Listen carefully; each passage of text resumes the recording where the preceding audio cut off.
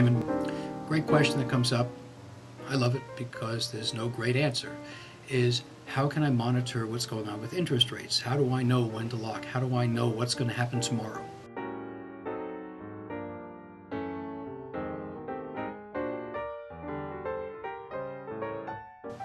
The no answer is we don't know. There is no crystal ball.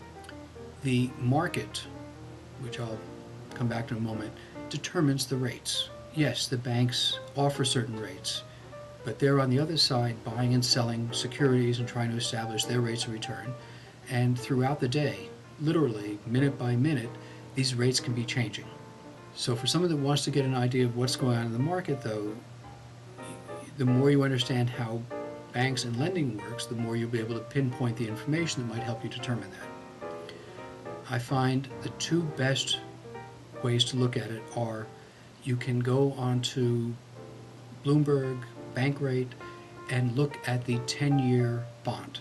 The 10-year bond yield, as that moves up and down, it's in roughly proportion to interest rates moving up and down.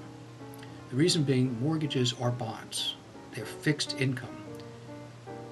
Well, for the person selling the bond, you're going to, if you get a 30-year fixed interest and you're going to pay this person X dollars per month, the person receiving it, that's an annuity.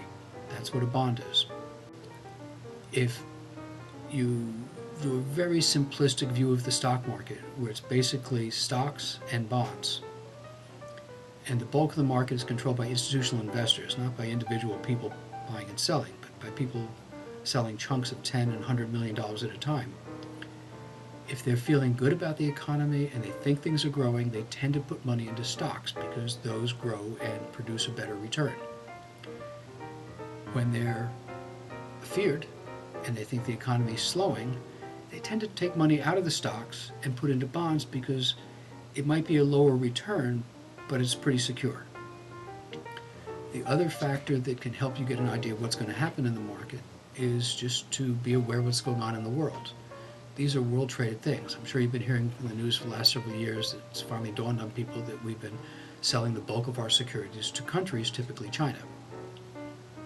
Well, imagine China's a purchaser like anybody else. They have a choice of who to put their money into. So if America is offering bonds at a certain rate, and China has a choice of buying those bonds, they're also having a choice of buying European Union bonds, Japan, Brazil, Greece. They can put the money into wherever they think they're going to get the good return. So what's going on in the world has direct impact on your mortgage.